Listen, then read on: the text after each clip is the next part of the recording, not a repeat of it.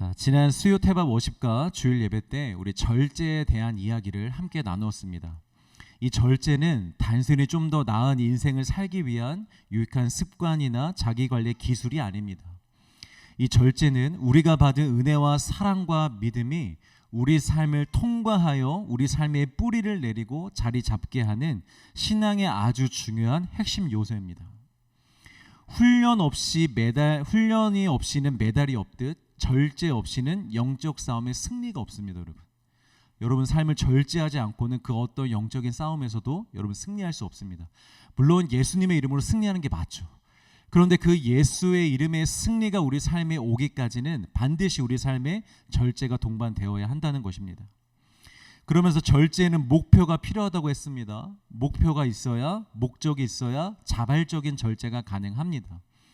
그런데 아무런 목표나 다 되는 것은 아닙니다.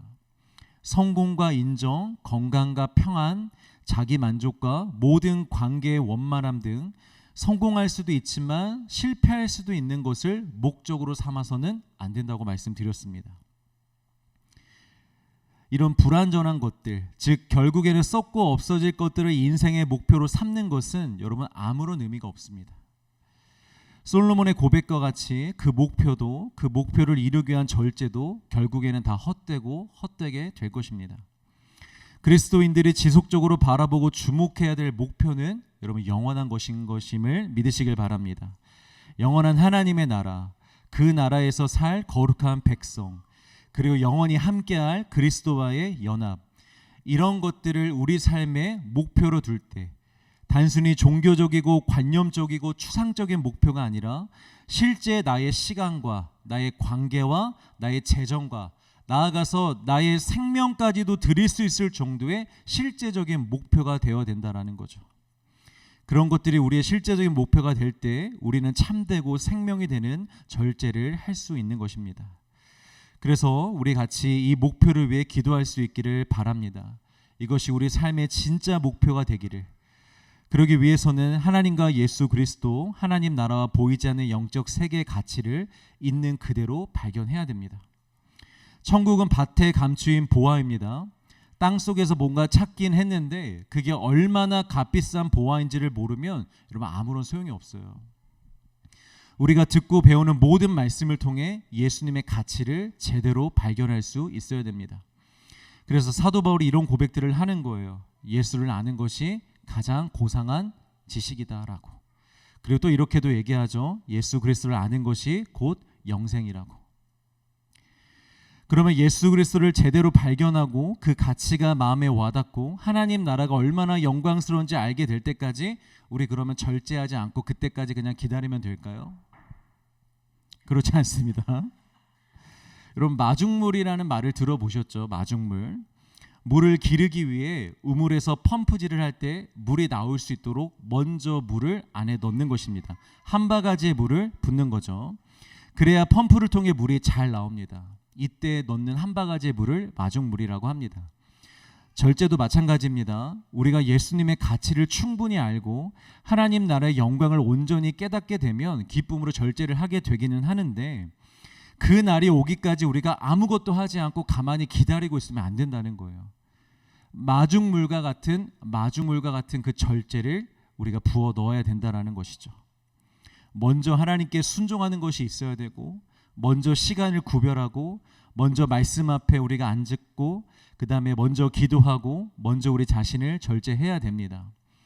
그러면 마중물과 같은 그 작은 절제를 통해서 하나님이 우리에게 새로운 세계를 보여주시고 열어주시는 거예요. 믿으시길 바랍니다. 로마서 1장에 믿음으로 믿음에 이른다라는 표현이 있는데 이렇게도 적용해 볼 수 있을 것 같아요. 절제로 절제에 이른다. 작은 믿음으로 시작하여 큰 믿음에 이르듯이 우리 삶의 작은 절제부터 시작해야 된다라는 거예요. 나중에 뭔가 빡 은혜 받고 그때 가서 확 절제하여 하나님의 뜻을 이루리 이게 아니라 오늘 이 순간부터 내가 할 수 있는 작은 절제, 그 작은 절제 하나하나를 실천할 때 우리가 큰 절제에 이를 수 있게 된다는 것입니다. 자, 이제 절제에 관한 이야기는 이제 여기서 절제하며 끝내도록 하겠습니다. 이제 다시 고린도 교회 이야기로 돌아와 보겠습니다. 참으로 문제가 많았던 교회죠, 고린도 교회. 크게 8가지 문제가 있었는데 사도 바울은 그 문제들을 하나하나씩 자세하게 다 다루어 줍니다. 그리고 권면할 것은 권면하고 또 책망할 것은 강하게 책망하기도 합니다. 그러면서 바른 길로 인도해 주는 거예요. 우리가 바른 길을 가기 위해서는요, 권면도 받아야 되지만 여러분 책망도 받아야 됩니다. 이 두 가지를 같이 받아야 돼요. 그러면서 그 중에 7번째로 등장했던 문제가 바로 성령의 은사에 관한 문제였습니다. 은사가 없어서 문제가 아니고요, 이 고린도 교회 은사가 너무 많아서 넘쳐나서 문제가 되었어요. 참 의아하죠. 은사가 많으면 무조건 교회 좋을 것 같은데 왜 고린도 교회는 이렇게 문제가 되었을까? 당시 자기가 가진 지혜를 자랑하던 이 헬라 문화의 풍조를 따라 교회 안에서도요, 성도들이 자기가 받은 은사들을 가지고 서로 자랑을 했어요. 누가 더 큰 은사를 받았는지, 내가 더 큰 은사를 받았다며 그렇게 자랑을 하기 시작했습니다. 어떤 사람이 이렇게 얘기합니다. 나는 방언을 받았어. 그러면 누군가 그 얘기를 듣고 이렇게 얘기합니다. 넌 고작 방언이야? 나는 예언까지 한다. 그러면 또 그 얘기를 듣고 누군가 얘기합니다. 야, 니네들은 말만 많구나. 나는 귀신을 내쫓아. 나는 축기의 은사를 받았어. 그러면 또 누군가 얘기합니다. 그러면 뭐해? 너희들은 성경적 지식과 지혜가 없잖아. 세상에서도 철학이 최고의 학문으로 여겨지는데 예수님을 알아야지, 성경을 알아야지. 나는 성경의 지혜를 받았어. 성령의 지혜를 받았어. 그래서 모든 성경을 다 꿰뚫고 있어 라고 자랑을 합니다. 그러면 그 얘기를 듣고 또 누군가 얘기를 합니다. 야, 지식만 많으면 뭐하냐? 난 능력의 은사가 있어. 내가 기도 한번 하면 산도 옮겨져. 기적이 일어나. 다들 이런 식으로 서로의 은사들을 자랑하고 있었던 거예요. 이에 사도 바울은 성령의 은사를 부인하지는 않습니다. 오히려 은사는 하나님께서 주신 귀한 선물이며 무엇보다 각 개인의 자랑의 도구가 아닌 교회 공동체를 섬기기 위해 주신 것이라고 분명히 가르쳐 줍니다. 그러면서 지체론을 말을 하는데요. 우리 12장 12절 말씀을 같이 한번 읽겠습니다. 시작. 몸은 하나인데 많은 지체가 있고 몸의 지체가 많으나 한 몸임과 같이 그리스도도 그러하니라. 누가 더 뛰어나고 잘나서 특별한 은사를 받는 게 아니라 너네들은 다 똑같은 존재라는 거예요. 그런데 공동체 전체를 위해서 필요한 역할과 은사를 하나님이 그냥 나누어 주셨을 뿐이라는 거죠. 여러분들이 생각할 때 우리 몸에서 가장 소중한 곳이 어디입니까? 여러분들이 생각하실 때 우리 몸에서 가장 소중한 몸이 어디예요? 눈입니까? 그럼 눈 빼고 다른 데 없어도 돼요, 여러분? 손이 가장 중요합니까? 그럼 발은 없어도 될까요? 손발 다 중요합니까? 그러면 목이 없으면 어떨까요, 여러분? 그냥 귀엽게 봐줄 수 있으실 것 같으세요? 제가 지금 무슨 얘기를 하고 싶은 건지 아시겠죠? 우리 몸에 없어도 되는 지체는 없습니다. 다 중요합니다. 우리 몸에 있는 것은 다 필요합니다. 그리고 서로 경쟁할 것이 없습니다. 서로 완벽하게 각자의 역할이 있는 것입니다. 손이 발을 질투할 필요가 없고 머리가 발을 질투할 필요가 없습니다. 다 각자의 역할이 있는 것입니다. 우열을 가릴 것도 없습니다. 그리고 12장 22절에서는 오히려 약하게 보이는 지체가 도리어 욕이 나다고 말씀도 하고 있습니다. 예를 들어 우리 눈썹 있잖아요. 우리가 볼 때는 이게 미용 목적 말고는 아무런 의미가 없어 보이죠. 그렇죠? 이게 미용 목적 말고 여러분 무슨 의미가 있겠어요, 우리한테. 특히 형제들한테 여러분 이 눈썹이 여러분 무슨 의미가 있어요? 아무런 의미가 없잖아요. 그런데 이렇게 의미 없어 보이는 눈썹이 없으면 어떻게 될까요? 우리 눈 못 뜨고 다닙니다. 이 눈썹이 땀과 빗물과 이 눈물은 아니죠. 눈물이 여기서 날 수가 없으니까 이 먼지들을 눈에 들어가는 것을 어느 정도 다 커버를 해줍니다. 그래서 우리가 돌아다녀도 눈 뜨고 돌아다닐 수 있게. 근데 이 서울과 같은 미세먼지가 많은 곳에서 이 눈썹이 없다면 여러분 우리 눈 감고 돌아다녀야 되는 거예요. 아무것도 아닌 것 같지만 가장 중요한 역할을 하는 부분도 있다는 것이죠. 마찬가지로 눈에 띄지 않고 조용하고 이름도 없이 홀로 묵묵히 기도하고 헌신하는 사람들이 교회에 있는데 그 사람들이 교회에서 얼마나 중요한 역할을 하는지 모릅니다. 그러니까 교회 안에서는 우리가 서로 비교할 게 없어요, 여러분. 자랑할 것도 없고 또 스스로 자존감이 낮아질 것도 없어요. 누군가는 저렇게 앞에서 멋지게 찬양도 하는데 나는 그런 것도 못하고 이럴 필요가 없어요, 여러분. 다 각자의 역할이 있는 거죠. 우리 모두 다 필요한 존재들이고 다 귀하게 쓰임 받고 있음을 믿으시길 바랍니다. 자, 그런데 사도 바울은 이 지체론에서 이 문제를 끝내지 않습니다. 이제 여기서 더 깊게 들어갑니다. 우리 13장 1절부터 3절까지 같이 읽겠습니다. 시작. 내가 사람의 방언과 천사의 말을 할지라도 사랑이 없으면 소리나는 구리와 울리는 꽹과리가 되고, 내가 예언하는 능력이 있어 모든 비밀과 모든 지식을 알고 또 산을 옮길 만한 모든 믿음이 있을지라도 사랑이 없으면 내가 아무것도 아니요, 내가 내게 있는 모든 것으로 구제하고 또 내 몸을 불사르게 내줄지라도 사랑이 없으면 내게 아무 유익이 없느니라. 자, 모든 은사는 하나님이 은혜로 주신 선물인데 중요한 것은 왜 나에게 주셨는가가 아니에요, 여러분.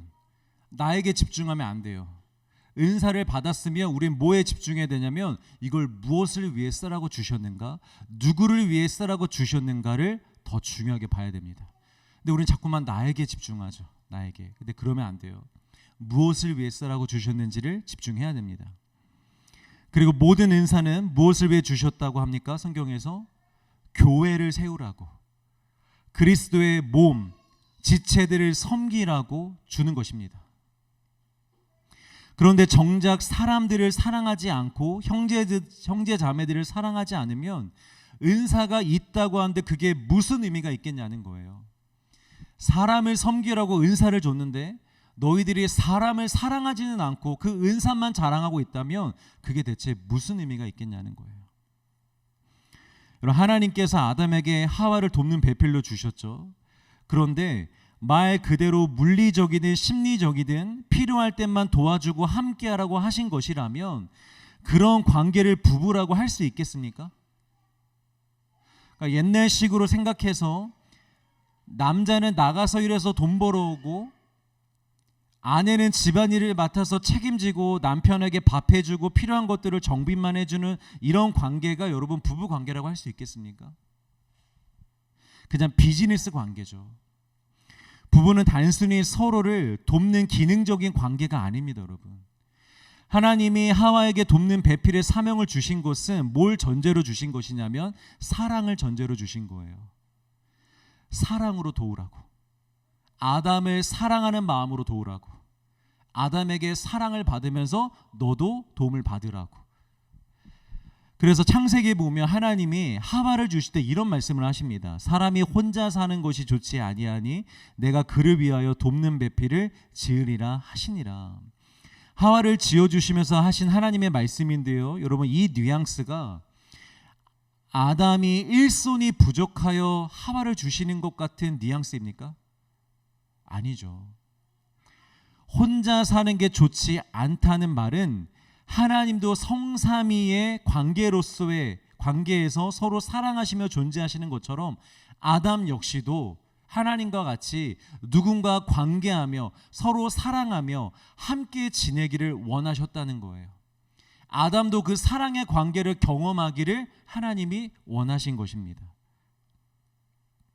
그래서 그 사랑을 기반으로 사랑으로 도우며 살라고 하와를 주신 것입니다. 그리고 하나님도 우리를 그렇게 대하고 계신 거예요. 단순히 일을 하시기 위해서 또는 신으로서 인간이라는 존재를 도와주시기 위해서가 아니라 우리를 사랑하시기 때문에 천지를 창조하신 것입니다. 그리고 우리를 사랑하시기 때문에 지금도 우리와 늘 함께하고 계신 것이고 우리를 사랑하시기 때문에 이 모든 구원의 일을 하고 계신 것입니다. 마찬가지로 하나님이 우리에게 교회를 섬기라는 은사와 감동과 사명을 주신 것은 먼저는 여러분들이 교회를 사랑하라는 거예요. 성도들을 사랑하라는 거예요. 형제 자매들을 사랑하라는 것입니다. 그 사랑하는 마음을 기반으로 하나님이 주신 은사를 가지고 교회를 섬기라는 것입니다. 그런데 그 사랑은 없이 은사만 자랑하고 있으니 아무런 의미가 없다고 사도 바울이 얘기하는 거죠. 그래, 너희들이 방언을 한다고 치자, 예언하는 능력이 있다고 치자, 감춰진 비밀과 모든 영적 지식을 다 알고 기도하면 즉시로 산이 옮겨질 만큼 큰 믿음이 있다고 치자. 심지어 가진 것으로 다 구제하고 몸까지 내어줄 만큼 헌신한다고 치자. 그런데 너희 안에 사랑이 없다면 그게 무슨 교회이니? 사랑이 없다면 그게 무슨 공동체니? 그게 다 무슨 의미가 있겠니? 여러분, 이 바울의 논리가 좀 충격적이지 않습니까? 뭐 방언과 예언까지는 그렇다 치고 기도하면 즉시로 산을 옮길 만큼의 큰 믿음을 가진 사람이 우리 교회에 있다고 생각해 보세요. 어떠한 성도가 기도하면 당장 막 다 이루어져. 하나님, 우리 교회 공간이 좀 부족합니다. 애들 공간을 좀 허락해 주세요. 저 3층에 좀 있으면 나간다고 하는데 하나님 저 공간 주십시오 라고 성도가 기도했는데 당장 내일 그 3층에 나가요. 그리고 우리에게 들어오래요. 막 이렇게 기적이 일어난다고 생각해 보십시오. 그럼 우리가 그 성도를 여러분 어떻게 보겠습니까? 위대하게 보지 않을까요? 물론 하나님이 하셨다고 생각은 하겠지만 우리는 그 사람의 믿음 역시 대단하다고 여길 거예요. 그리고 가진 것을 다 팔아서 구제하는 사람들, 여기서 구제한다라는 게 뭐냐면 단순히 돈을 주고 먹을 것을 이렇게 던져줬다라는 그런 의미가 아닙니다. 그냥 헌금만 했다라는 게 아니에요. 여기서 말하는 구제가 어떤 단어이냐면요, 헬라어로 보면 직접 한 숟가락씩 정성스럽게 떠먹여주는 그런 구제를 말합니다. 그러니까 돈만 헌금만 딱 하고 여기 도와주십시오 이렇게 하십시오 라고 얘기한 게 아니라 직접 어려운 사람들 한 사람 한 사람을 다 찾아다니면서 밥을 다 떠먹여주는 거예요. 너 어떤 도움이 필요하니? 이 집에 뭐가 필요해? 그걸 세세하게 다 물어보면서 그런 부분들을 다 채워준 거예요. 여러분, 이렇게 봉사하는 사람이 있다면 우리가 어떻게 생각할까요? 교회에서 가장 칭찬받고 존경받아야 될 사람들 아닙니까? 다들 우리는 이렇게까지는 못해 하면서 그 사람을 우러러 보지 않겠어요? 그리고 여기서 또 내 몸을 불사르게 준다라는 건 형제를 대신하여 순교까지 할 수 있다는 거예요. 누군가 신앙생활을 해서 그 당시에 이런 핍박의 문화가 있었으니까 누군가 죽을 위기에 처했는데 그 형제를 대신하여 내가 대신 순교를 당해주는 거예요. 여러분, 그런 사람이 있다면 얼마나 대단한 사람입니까? 우리가 그런 사람을 두고 뭘 비판할 수 있겠어요? 무슨 말을 할 수 있겠어요? 그런데 사도 바울은 이런 사람들을 향해 참 훌륭하다, 위대하다라고 말하지 않습니다. 그렇게 해도 그 안에 사랑이 없으면 시끄러운 꽹과리 소리에 불과하다고 오히려 이렇게 얘기합니다. 아무 유익도 없고 아무 의미도 없는 존재라고까지 아주 강력하게 말합니다. 오해하지 마세요. 그 행위들이 큰 의미가 있는 행위가 아니라는 게 아닙니다. 그만큼 사랑이 절대적이라는 거예요. 제가 방금 말씀드린 것들이 사실은 굉장히 크고 위대한 일들인데 그것보다 사랑이 더 중요하다는 거예요. 사랑이 더 크다는 것입니다.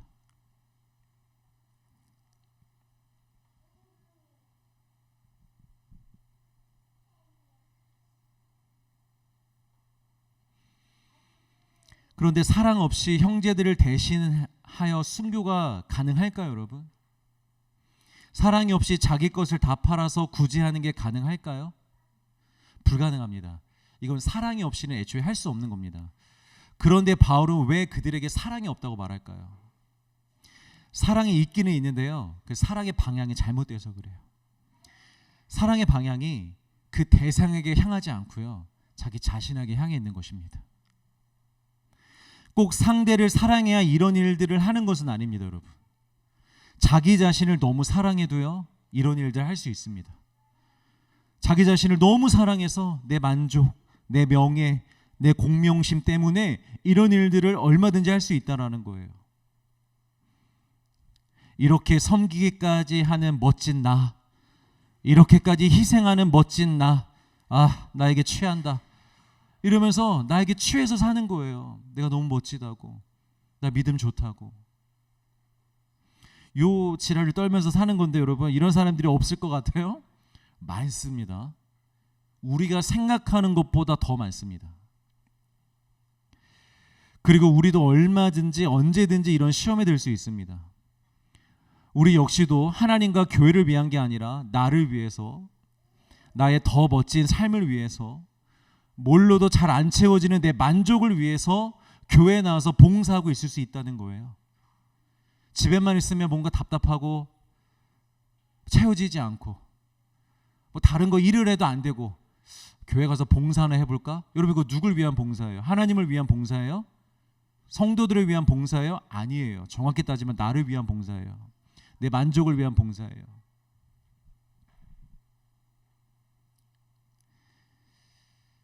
내가 잘하고 있음을, 잘 믿고 있음을 사람들에게 보여주고 싶어서, 내가 다른 사람들과는 다르다는 것을 증명해 보이고 싶어서, 뭐 당장 죽기까지는 아니지만 과하게 섬기고 과하게 희생하고 과하게 헌금도 할 수 있습니다. 얼마든지 할 수 있습니다. 늘 말씀드리지만 우리 교회의 성도님들 중에는 이렇게 걱정될 만큼 과한 성도들은 없습니다. 그러나 이런 자기중심적인 싹은 우리 안에서도 얼마든지 잘할 수 있다는 거예요. 목사인 저에게도요. 제가 이렇게 목회를 하려고 하는 게 하나님과 성도들을 위해서 하는 게 아니라 저 자신을 위해서 할 수 있다는 거예요. 목회자로 인정받고 싶어서, 성공하고 싶어서, 내 안에 만족함을 위해서 할 수 있다는 거예요. 이것을 우리가 깨어서 주의할 수 있기를 바랍니다. 자, 그런데 누구든 사랑한다고는 말할 수는 있습니다. 배워서 학습에 의해 할 수도 있고요. 심지어 자기 스스로도 잘 모르게 그렇게 생각할 수도 있습니다. 사실은 자기 자신을 더 사랑해서인데 하나님과 교회를 사랑해서 하는 줄 착각하고 있는 경우가 있을 수 있다는 거죠. 그러나 사랑은요, 여러분, 반드시 행함으로 드러납니다. 그래서 바울은 사랑의 정의를 추상적으로 얘기하지 않습니다. 진짜 사랑이 무엇인지를 4절부터 7절까지 구체적으로 우리에게 보여주고 있습니다. 어느 목사님께서 이것을 두 가지 종류로 아주 잘 나눠주셨더라고요. 우리 표를 보면서 우리 하나씩 좀 나눠보도록 하겠습니다.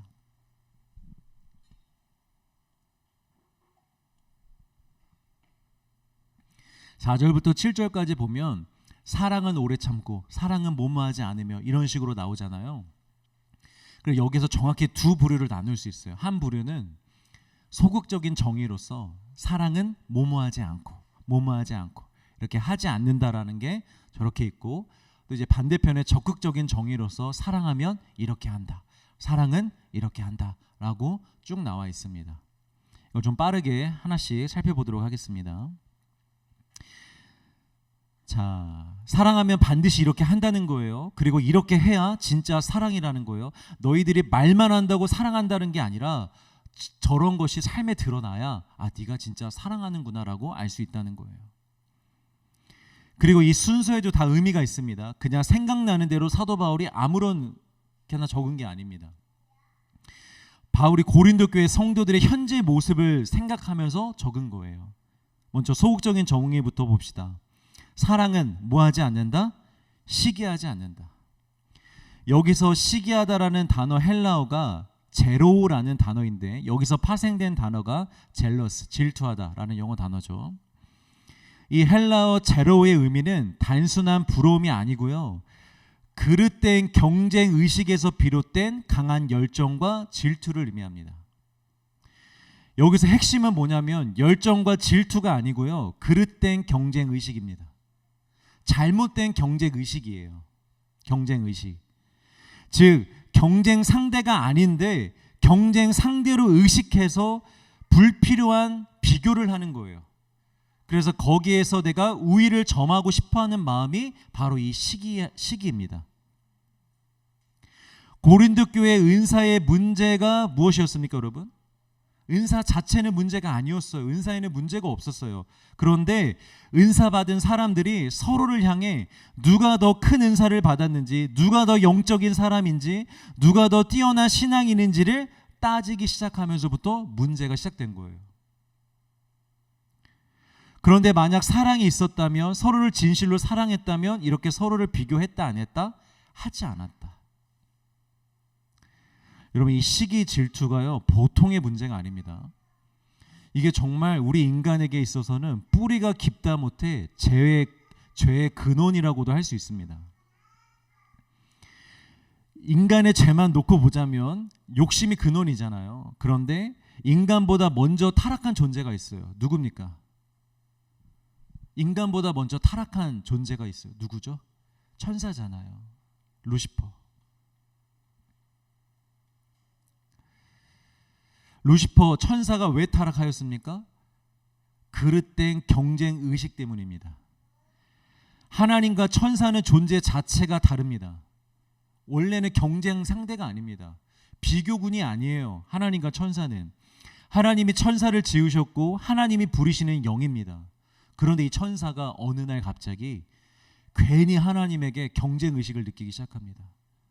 나도 하나님처럼 되고 싶은데, 하나님과 맞서고 싶은데, 나도 그만큼 그런 정도의 위치에 올라가고 싶은데, 이런 그릇된 경쟁 의식을 갖게 됩니다. 그 마음을 품었기 때문에 천사가 타락을 하게 된 거죠. 우리 삶의 대부분의 문제도 여러분 결국 이 지점과 연결이 되어 있어요. 그릇된 경쟁 의식, 비교할 필요도 없고 경쟁할 대상도 아닌 사람들과 자꾸만 우리 자신을 비교하는 거예요. 끊임없이. 그래서 막 열등감을 느끼고 때로는 또 우월감을 느끼고, 그런 열등의식과 우월감의 의식에서 거기서부터 우리의 많은 문제가 발생이 되는 거예요. 여러분 한번 생각해 보십시오. 지금 우리가 힘들어하고 있고 붙잡으려고 하고 있는 것들이 어떤 것들인지. 아마 가만히 들여다보면 대부분 우리의 뭐 영적 생명과 본질적인 그런 문제 때문에 우리가 이렇게 힘들어하고 있지는 않은 것 같아요. 갑자기 반말을 아는 것 같아요. 거의 대부분이 다른 사람들과의 비교에서 생긴 기준들 때문입니다. 나도 그 이상은 아니어도 저 사람들처럼 저 정도는 할 수 있고 저 정도는 가질 수 있어, 그렇게 돼야 돼 라는 마음이 늘 우리를 불안하게 만들고 두렵게 만들고 조급하게 만드는 거예요. 내 주변 사람들은 벌써 이렇게 다 앞으로 나가고 있는데 나는 이렇게 한참 뒤처진 것 같고, 그런 비교의식들. 여러분 우리 주변 사람들은요 우리의 경쟁 상대가 아닙니다. 아무리 가까운 친구라 할지라도, 여러분들과 같은 나이에 있는 사람이라 할지라도 여러분들의 경쟁 상대가 안 됩니다. 아닙니다. 여러분들의 회사에 있는 사람들도 여러분들의 경쟁 상대가 아닙니다. 모든 사람은 우리에게 있어서 사랑해야 될 대상일 뿐입니다. 내가 사랑을 줘야 될 대상이지 내가 그 사람과 경쟁해야 될 그런 대상이 아니라는 거예요. 그런데 그런 사람들과 자꾸 경쟁 의식으로 비교하기 시작하면 우리 삶이 망가지기 시작하는 것입니다. 자, 그리고 그릇된 경쟁 의식으로 다른 사람들을 시기하는 사람들은 반드시 그 다음으로 넘어가는데, 그 다음이 뭐냐면 자기 자랑입니다. 왜냐? 경쟁 의식 자체가 상대적으로 우위를 점하고 싶은 마음이 있기 때문이잖아요. 경쟁에서 살아남기 위함이잖아요. 그러다 보니까 작은 성공과 작은 성취에도 그것을 드러내고 자랑하고 싶어지는 그 시험을 받을 수밖에 없다는 거예요. 문제는 뭐냐면 사실과 현실보다 늘 더 과장되게 말하게 된다는 거죠. 자랑이, 우리의 자랑이 그렇습니다. 여러분 한번 생각해 보십시오. 그럴 때 없으셨어요? 대단히 자랑하거나 속이려는 마음은 아니었는데 어쩌다 보니까 내 이야기를 하다 보니까 생각 없이 한 행동에도 좀 더 막 의미를 붙여가지고, 내가 그때 당시에 그 행동을 했을 때는 별 생각 없이 그냥 한 거였는데 나중에 내 얘기를 하다 보니까 내가 그때 그런 마음으로 했어 라고 막 이렇게 의미를 보태가지고 막 더 설명을 하고, 그 일이 실제보다 더 좋아 보이게 또 다른 의미들을 부여하고, 내가 한 것이 아니라 다른 요소가 작동되어서 그랬을 수도 있는데 은근히 내가 기도해서 그렇게 됐다라고 얘기하고 싶어하고, 내가 뭔가 열심히 해서 뭔가 기다려서 그렇게 된 것 같다는 뉘앙스를 풍기려고 할 때가 있지 않았느냐라는 거죠. 이게 다 나를 자랑하고 싶은 거예요. 여러분 우리 자랑에는요 어쩔 수 없이 과장이 보태질 수밖에 없습니다. 내가 내 이야기를 할 때. 그래서 간증이 조심해야 되는 거예요. 뭔가 일이 있기는 있었는데 그걸 앞에 나가서 간증을 하려다 보면 그냥은 안 되거든. 재미가 없거든. 드라마틱하지 않거든. 내가 봐도 내 얘기가. 그러니까 막 여러 의미들을 붙이고 싶어하는 거예요. 근데 그러면 안 됩니다, 여러분. 고린도 성도들이 그랬어요. 경쟁 의식과 시기는 반드시 자랑으로 연결이 됩니다. 결국 이것도 상대를 사랑하지 못하고 나 자신만을 사랑하기 때문이죠. 자, 그리고 다음 단계, 자기 자랑하는 자들은 또 그 다음에 교만으로 흐를 수밖에 없습니다. 자기 자랑이 내가 한 일을 부풀리는 것이라며 교만은요, 나의 존재를 부풀리는 것입니다. 처음에는 내가 이런 일을 했다, 내가 이런 성취를 이뤘다라고 시작하지만 결국에는 나는 이런 사람이야 라고 얘기하고 싶어 하는 거예요. 난 이렇게 믿음이 좋아, 난 이렇게 수고를 많이 하는 사람이야, 난 이렇게 헌신적인 사람이야, 난 이런 사람이야 라고 나의 존재를 부풀리고 싶은 거예요. 교만은 실제 자기보다 자기를 더 크게 여기는 것입니다. 오늘 우리 찬양 불렀잖아. 나는 아무것도 아니라고. 근데 찬양만 그렇게 불러놓고 나는 뭐라도 된 것처럼 살아가는 거예요. 사람들하고 상대할 때는. 나 교회 얼마나 다녔는데, 나 리더 생활 몇 년을 했는데, 나 믿음이 얼마나 좋은데 니들이 뭘 알아? 막 이렇게까지는 싸가지 없게는 아니겠지만 그래도 이런 마음으로 살아가는 거, 내 자신의 존재를 더 부풀리는 거죠. 정말 추한 모습 아닙니까 여러분? 자, 그리고 교만한 사람은 반드시 무례하게 대합니다. 사람을 무례하게 대한다라는 건 예의 없고 차갑게 대한다는 것도 의미하지만 여기서는 그 이상의 의미가 있습니다. 다른 사람의 생각과 감정과 말과 행동을 나의 기준에서 판단하고 평가하며 상대를 있는 그대로 받아들이기보다 내가 상대를 규정하는 거예요.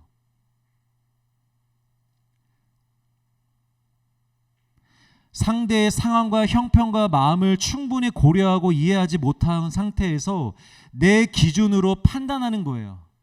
그러면서 너 지금 잘못된 생각을 가졌어, 너 지금 믿음이 없어, 너 지금 잘못된 길을 가고 있어, 이런 말들을 하는 거예요. 이게 바로 무례입니다 여러분. 이게 무례예요.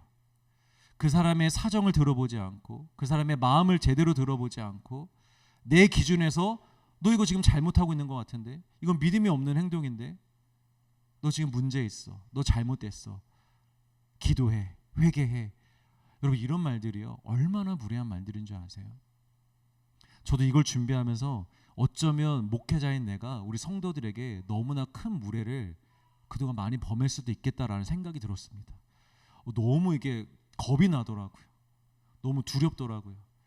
아, 나도 혹시나 내가 목회자라고 성도들을 함부로 재단하고 사정을 다 들어보지도 않고 그 형편을 다 들어보지도 않고, 아, 이 친구는 믿음이 없구나, 이 친구는 이 정도구나, 왜 이렇게 생각하지? 잘못된 생각을 하고 있네 라고 생각했던 적이 분명히 있던 것 같아요. 이게 저의 무례함인 것 같아요. 여러분 저뿐만이 아니라 여러분들도 마찬가지예요. 특히 가장 가까운 관계일수록 여러분 이 무례함을 범하지 않도록 조심하시길 바랍니다. 다 듣지 않고 판단하지 마시고 그 마음을 헤아리지 않고 여러분 재단하지 마세요. 먼저 뭔가 일이 있으면 충분히 많이 다 들어보세요. 그 앞에 있는 사람이 말하다가 지쳐서 나 이제 더 이상 할 말 없어 할 때까지 다 들어주세요. 일단은. 그리고 나서 판단해도 여러분 늦지 않는다는 거예요.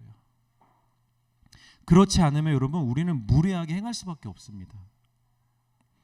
사랑은 사람을 판단하지 않는 것이고 정죄하지 않는 것입니다. 자, 그 다음 단계는 무례해지면 그 사람은 자기의 유익을 구하게 됩니다. 여기서 말하는 자기 유익이 경제적인 유익을 말하는 게 아니고요.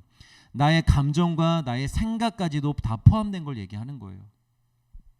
예를 들면 이런 겁니다. 내가 지금 기분이 좋으면 힘든 일이 있어 좀 쉬어야 되는 사람들을 불러다가 야, 나 지금 기분 좋아, 놀러 가자, 이렇게 얘기하는 거예요. 그 사람의 기분을 생각하지 않고 내 기분만 생각하는 거죠. 반대로도 마찬가지예요. 내가 지금 기분이 좋지 않아. 근데 뭔가 축하해주고 기뻐하고 막 이런 곳에 같이 갔어. 공동체 모임이 있어. 그런데 그 자리에서 안 좋은 티 팍팍 내고 표정이 썩고 사람들이 다 나만 신경 쓰게 이렇게 만드는 거예요. 이건 역시도 자기 유익을 구하는 거예요. 상대방의 감정과 생각들보다 내 감정과 내 생각을 가장 우선순위로 생각하는 거죠. 자, 그리고 그 다음 단계가 뭐냐면 성을 내고 분을 내는 것입니다. 여기서 말하는 성냄은 단순히 분노하다가 아니고요. 발작하는 거예요. 발작하는 거. 합리적으로 논리적으로 그랬어? 화가 나네? 이런 게 아니라 그냥 순간적으로 그냥 발작해 버려 가지고 욱하는, 우리말로 하면 욱하는 거죠. 그러니까 자기 뜻대로 안 되면 발작을 하는 거예요. 그리고 이 단어의 헬라어가 파록시노라는 단어인데, 이 단어의 뜻이 뭐냐면 날카롭게 하다, 자극하다라는 뜻이 있습니다. 그러니까 단순히 내가 기분이 상해서 그냥 씩씩거리고 있는 게 아니라 아주 날카로운 말로 상대를 난도질하는 거예요. 말로 상대방의 자존심을 깔아뭉개는 거예요. 너 이런 사람이잖아. 너 이거 안 되잖아. 너 못하잖아. 네가 잘못했잖아. 이렇게 자존심을 깔아뭉개는 거예요. 자존감을 무너뜨리고 마음에 상처를 주는 거예요. 그래서 말로 내 앞에 굴복하게 만드는 거예요. 여러분, 이게 바로 여기서 말하는 성내다, 분을 내다입니다. 여러분, 혹시 이런 경험 없으십니까? 분명히 상대를 아프게 할 수 있다는 것을 알면서도 그 말을 멈추지 못했던 순간들. 단순한 감정 표현이 아니라 이 말을 하면 상대가 무너질 걸 알면서도 그냥 해버렸던 적이 없으십니까? 그때 우리의 말은 이미 감정의 표현이 아니라 상대를 이기기 위한 우리의 무기가 되어 있는 거예요. 자, 그리고 그 다음으로 악한 것을 생각하는 단계에 이르게 됩니다. 여기서 생각하다라는 말은 계속 따져보고 계산한다라는 말입니다. 근데 뭘 계산하겠습니까?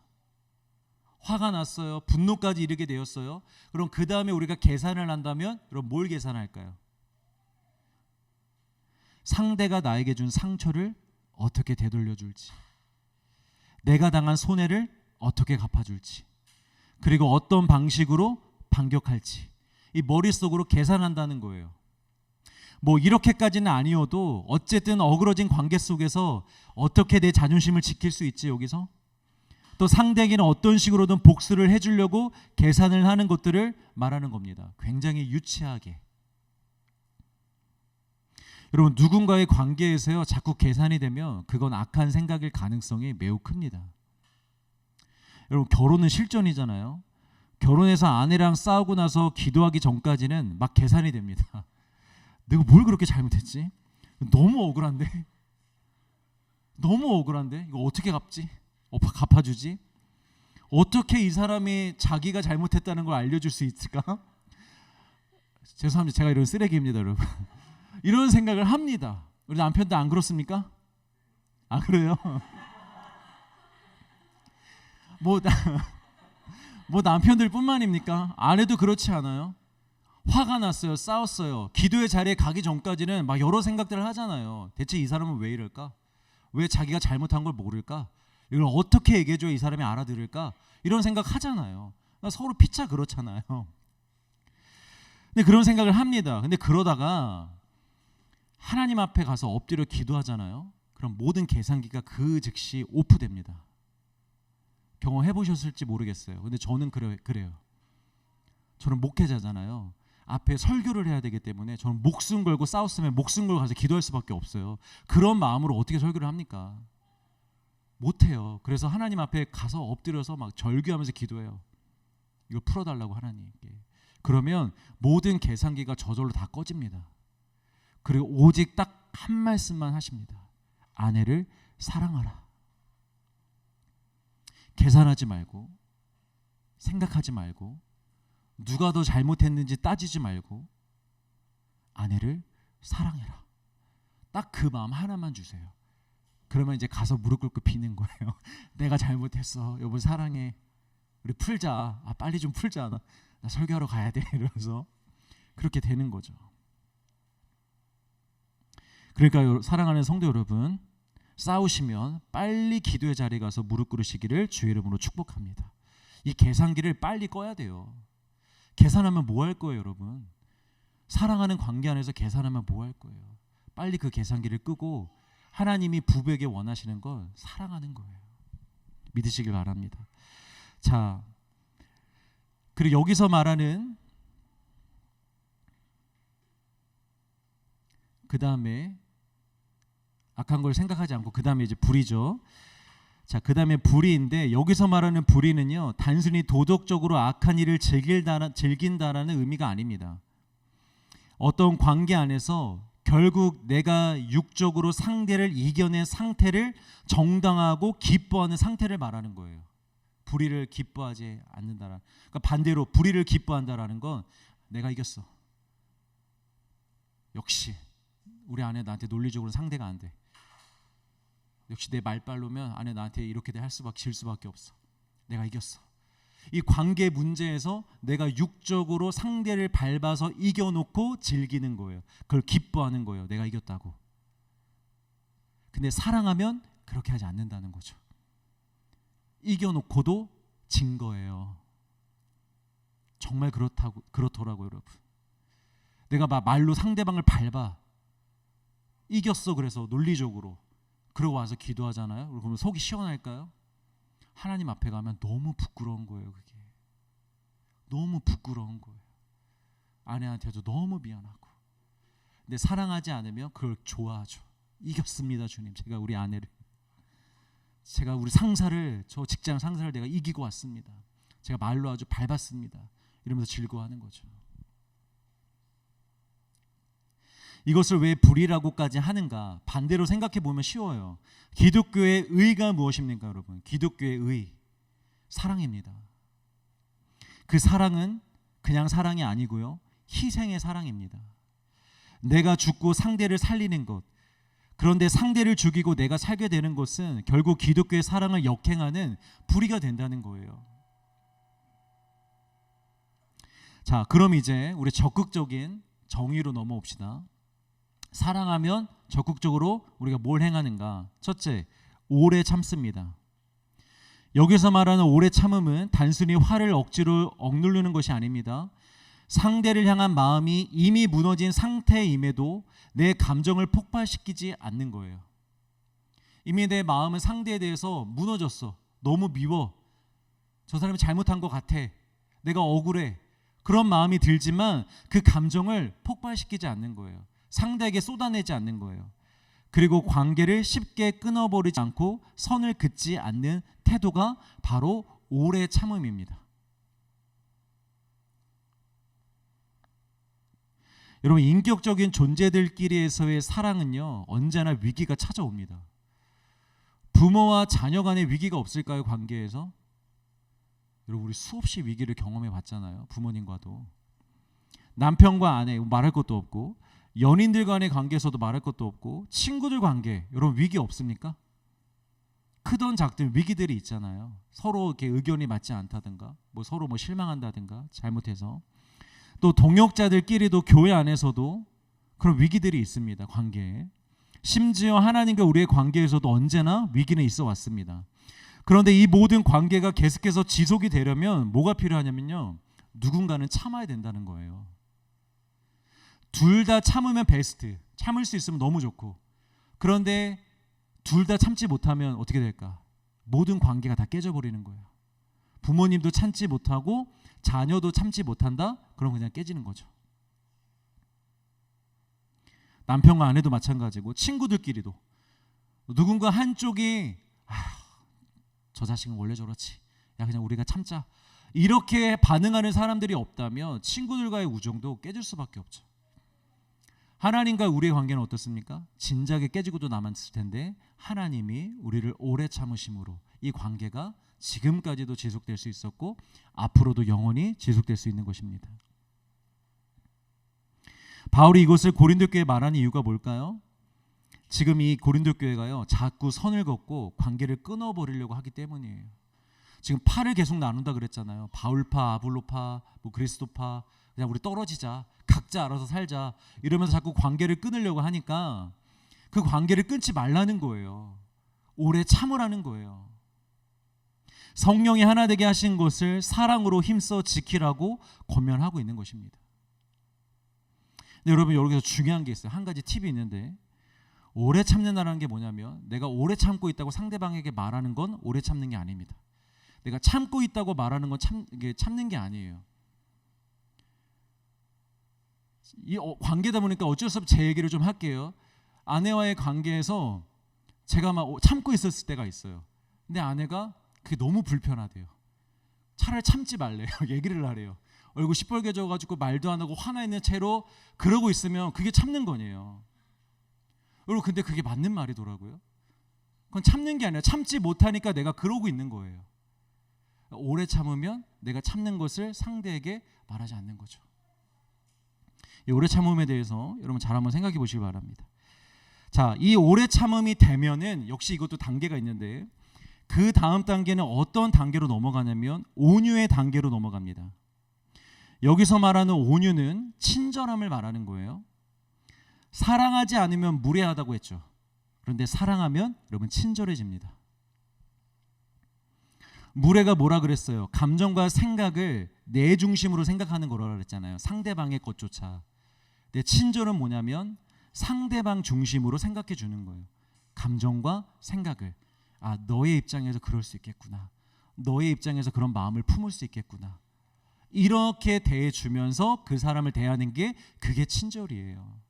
뭐 밥 먹을 때 뭐 수저 갖다 주고 이런 것도 친절이지만 그건 너무 얕은 친절이고, 진짜 그리스도인들이 해야 되는 친절이 무엇이냐면 상대방의 입장에서 생각해 주고 그 마음을 헤아려 주는 것.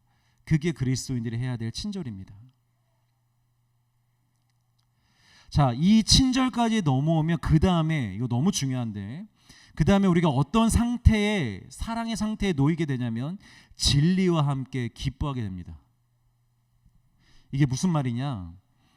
내가 누군가를 사랑해서 오래 참아주고 친절하게 대해주는 것이 결코 억울한 일이 아니며 하나님께서 기뻐하고 계시다는 것을 알고, 이게 진짜 그리스도인들의 사랑임을 알고 내가 그 사랑을 실천하고 있음에, 그것이 예수님의 사랑인데 그 예수님의 사랑 안에 내가 거하고 있음에 기뻐한다는 거예요. 와, 내가 이렇게 사랑할 수 있는 사람이 아닌데 내가 지금 그리스도의 사랑으로 정말 이런 사랑을 하고 있구나. 하나님 감사합니다. 이런 사랑을 할 수 있도록 나에게 사랑을 주셔서 하나님 너무 감사합니다. 이거 너무 기쁩니다. 제 안에 이런 사랑을 주시니 너무 감사하다고 그 진리를 기뻐하는 거죠. 여러분, 사랑을 한번 실천해 보시길 바랍니다. 이런 그리스도인들의 사랑을 한번 순종해 보시길 바랍니다. 순종하는 여러분들에게 먼저 자유와 평안과 기쁨이 흘러 넘칠 줄 믿습니다.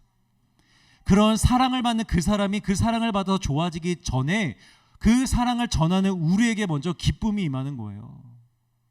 즐거움이 임하는 거예요. 믿으시길 바랍니다. 자, 그리고 이 진짜 사랑의 기쁨을 누리게 되면 그 다음에는 모든 것을 참을 수 있습니다. 이 기쁨이 임하며 그 다음에 가서는 모든 것을 참을 수 있는 상태가 돼요. 여기서 참는다라는 헬라어가 스테고라는 단어인데 이 뜻이 완전하게 덮어준다라는 뜻입니다. 옛날 구약의 노아가 이제 방주에서 나와서 포도원을 짓고 포도주를 마시며 살다가 어느 날 바지가 다 내려간 채로 잠에 들었잖아요. 그때 세 아들 중에 함이라는 아들이 어떻게 합니까? 그 아버지의 수치를 덮어주지 않았죠. 그래서 저주를 받았어요. 그런데 셈과 야벳은 그 아버지의 수치를 덮어줬어요. 그리고 아버지에게 축복을 받죠. 그리고 무엇보다 하나님이 우리의 모든 죄와 수치를 덮어주셨잖아요. 그래서 우리가 구원을 받았잖아요. 여러분, 사랑은요, 죄와 허물을, 수치를요, 덮어주는 것입니다. 그것을 들추어내는 게 아니라, 그것을 모른 척하는 게 아니라, 그것을 비판하고 비난하는 게 아니라, 사랑은 그 수치를 덮어주는 거예요. 그 실수를 덮어주는 거예요. 이 스테고라는 단어에서 파생된 또 다른 헬라어가 있는데요, 스테지라는 단어인데 지붕이라는 단어입니다. 그러니까 사랑은 상대방의 지붕이 되어주는 거예요. 내가. 그래서 상대의 모든 연약함과 허물과 허점과 약함을 내가 다 막아주는 거예요. 그래서 그렇게 연약하고 약하고 허점이 많고 허물이 많은 이 사람이 나의 지붕 안에서, 나의 사랑 안에서 쉼을 누리게 되는 것, 여러분 그게 바로 사랑입니다. 우리가 바로 하나님의 그 사랑을 누리고 있는 거 아니에요? 여전히 우리는 부족하고 연약하고 하나님 앞에 살아갈 때 늘 죄인으로 살아가잖아요. 그런데 어떻게 우리가 은혜를 받고 누리며 살아갈 수 있습니까? 하나님이 계속해서 우리의 지붕이 되어 주시니까. 괜찮아 아들아, 괜찮아 딸아, 나에게 와, 나에게 와. 또 하면 되지, 또 가면 되지. 난 널 영원히 포기하지 않아. 널 버리지 않을 거야. 그렇게 지붕으로 우리를 덮어주고 있기 때문에 우리가 이렇게 살아갈 수 있는 거잖아요. 관계에서도 마찬가지예요, 여러분. 여러분 남편은 아내의 지붕이 되어 주시길 바랍니다. 아내가 남편 안에서 쉼을 누릴 수 있어야 돼요. 남편 때문에 쉼을 누릴 수 있어야 돼요. 근데 남편이 맨날 날 지적해봐. 너 이건 왜 이렇게 하고 저건 왜 이렇게 하고 너 이건 왜 이렇게 하니? 맨날 이렇게 지적한다고 생각해 보세요. 어떻게 쉼을 누릴 수 있어요? 바꾸는 건 하나님이 하시는 겁니다. 우리는 지붕이 되어주면 됩니다. 저도 그렇게 살도록 노력하겠습니다. 반대로 여러분 아내들도 마찬가지예요. 남편이 아내의 지붕에서 쉴 수 있어야 돼요. 잔소리는 남편보다 아내가 보통 더 많이 하잖아요. 이거 너무 여성 비하 발언인가요? 아내들도 마찬가지로, 여성들도 마찬가지로 우리 남성들의 그늘이 되어줘야 됩니다. 뭔가 밖에서 실수하고 왔으면, 잘못하고 왔으면 안아줘야죠. 여기서 쉬게 해주는 거예요. 우리 그렇게 서로의 지붕이 되어줄 수 있기를 간절히 소망합니다. 남녀 간의 관계뿐만이 아닙니다. 교회 안에서 공동체원들끼리도 마찬가지예요. 누군가 힘든 사람이 보이잖아요. 가셔서 여러분들이 지붕이 되어주세요. 왜? 무슨 일 있어? 우리 밥 한 끼 먹을까? 우리 나가서 얘기할까? 이 정도 여러분 여유가 있기를 바라요.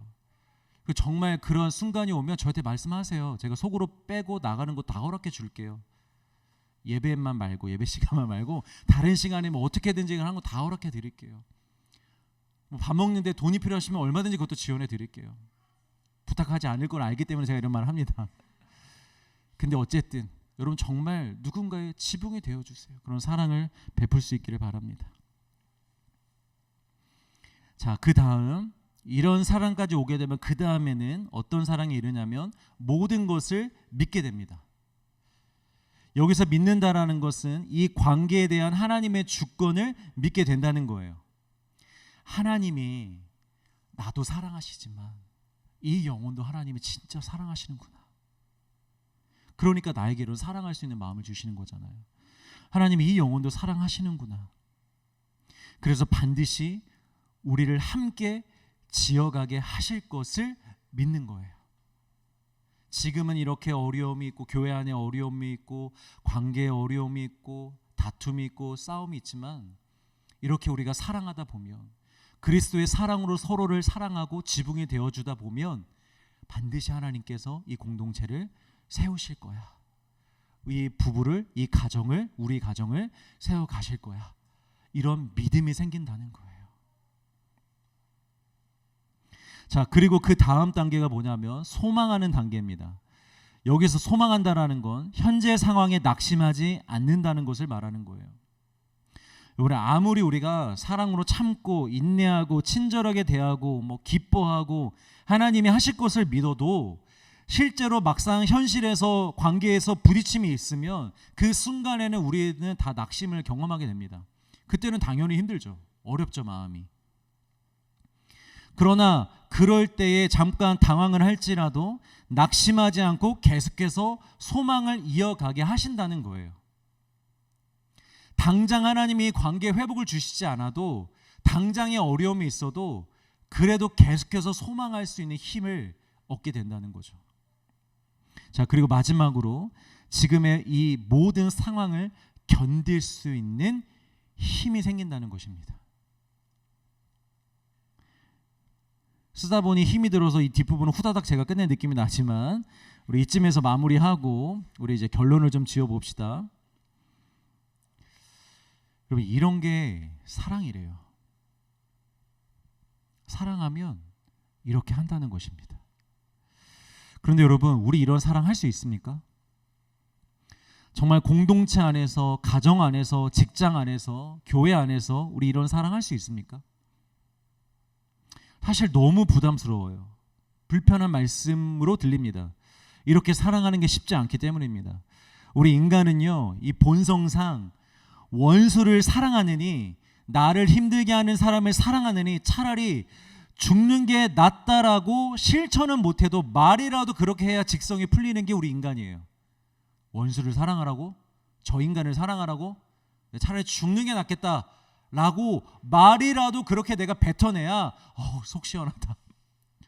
그렇게 생각하는 게 우리의 존재예요. 우리 인간이에요. 미워하면은 상대가 망가지지 않아요. 내가 망가져 가잖아요. 그런데 내가 이렇게 망가져 가고 있음에도 불구하고 내 자존심 때문에 그 미운 마음을 풀지 않는 게 우리 인간이라고요. 그런데 그런 우리가 어떻게 이런 사랑을 할 수 있겠냐는 거죠. 이런 사랑을 하실 수 있는 분은 딱 한 분밖에 안 계십니다. 누굽니까? 하나님이십니다. 하나님은 사랑이시라. 하나님은 사랑 그 자체이시기 때문에 이런 사랑을 하십니다. 그리고 우리가 이런 사랑을 받았습니다. 여러분 하나하나 저것을 하나하나씩 다 생각해 보세요. 하나님 우리를 어떻게 대하시는지, 우리를 어떻게 사랑하셨는지. 하나님 우리를 경쟁 상대로 보지 않으십니다. 하나님은 우리를 그냥 사랑의 대상으로만 보십니다. 하나님은 우리에게 하나님을 자랑하지 않으세요? 하나님이 교만하다는 말은 가당치도 않습니다. 또 하나님이 우리를 무례하게 대합니까? 아닙니다. 하나님 우리 결코 무례하게 대하지 않습니다. 정말 인격적으로 대하십니다. 제가 제가 몇 살이죠? 38년인가요? 38년 동안 하나님을 믿으면서 살아본 결과 하나님은 단 한 번도 저에게 무례하게 대하신 적이 없습니다. 제가 어떤 잘못을 해도 어떤 죄를 지어도 하나님 저에게 무례하게 대하지 않습니다. 늘 저의 입장에서 저의 생각과 마음을 돌아봐 주시고 그 안에서 징계도 하시고 훈계도 하시고 말씀도 하십니다. 성내지도 않으시고요. 계산하지도 않으시고요. 불의를 기뻐하지도 않으시고 오래 참아주셨고 친절함으로 대하고 계시고 아무튼 저런 모든 사랑을 우리에게 주고 계십니다.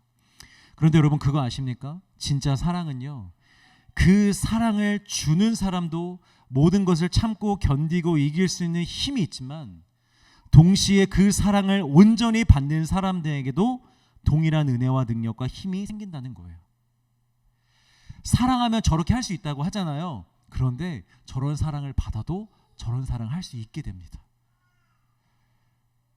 사랑은 어떤 사람이 줄 수 있다?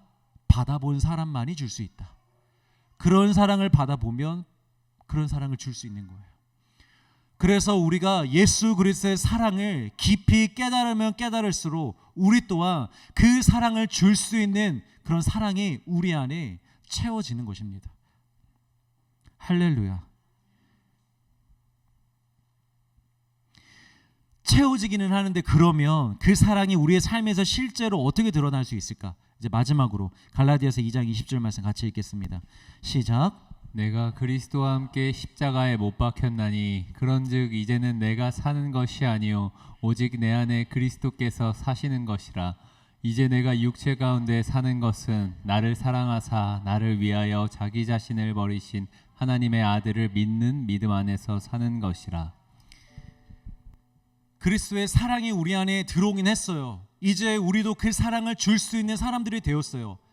보라, 이전 것은 지나갔으니 새 것이 되었도다. 이전에는 우리는 자기 자신밖에 사랑하지 못하는 존재들이었는데 예수님으로 인하여 이제 우리 또한 타인을 저렇게 사랑할 수 있는 새로운 사람이 되었습니다. 믿으시길 바랍니다. 그런데 그런 사람이 되었긴 했는데 그럼 그런 사랑이 실제적으로 우리 삶에서 어떻게 구체화될 수 있는가? 어떻게 해야 내가 실제로 내 앞에 있는 사람을 저런 사랑으로 사랑할 수 있는가?